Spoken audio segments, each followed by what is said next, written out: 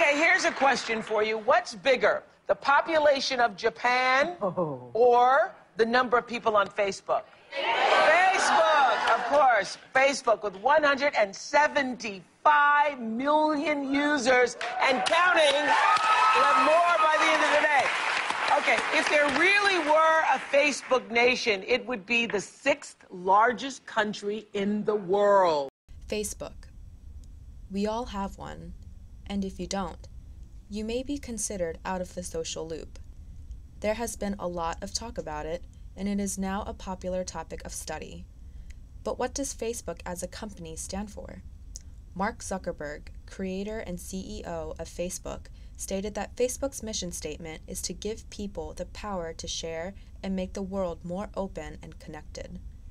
Neil Postman would ask what the problem was that made Facebook the solution.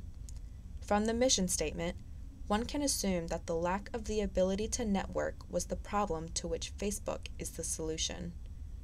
One problem may have been solved. However, new problems have emerged on the World Wide Web.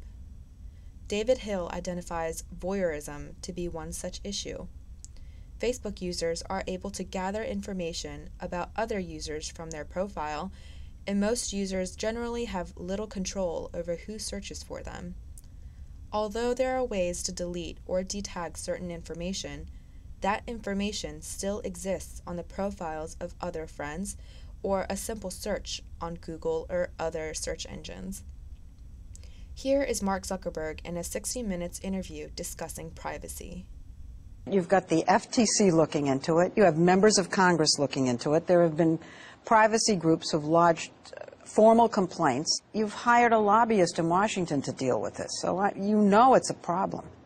Well, I think that it's a really important thing for everyone to just be thinking about.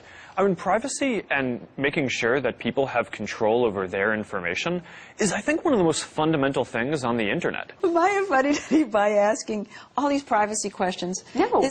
Kara Swisher is the editor of All Things Digital, a website about high tech in Silicon Valley. You know, I wonder if Facebook can exist if it doesn't invade That's privacy. Right. That's exactly right. So it needs to invade privacy. The issue is transparency, isn't it? How upfront they are with the users. That is Another problem that emerged through Facebook is how the user's identity is standardized and commodified. In other words, the Facebook profile is fixed, and through ads and other applications, the profile becomes a tool for making money.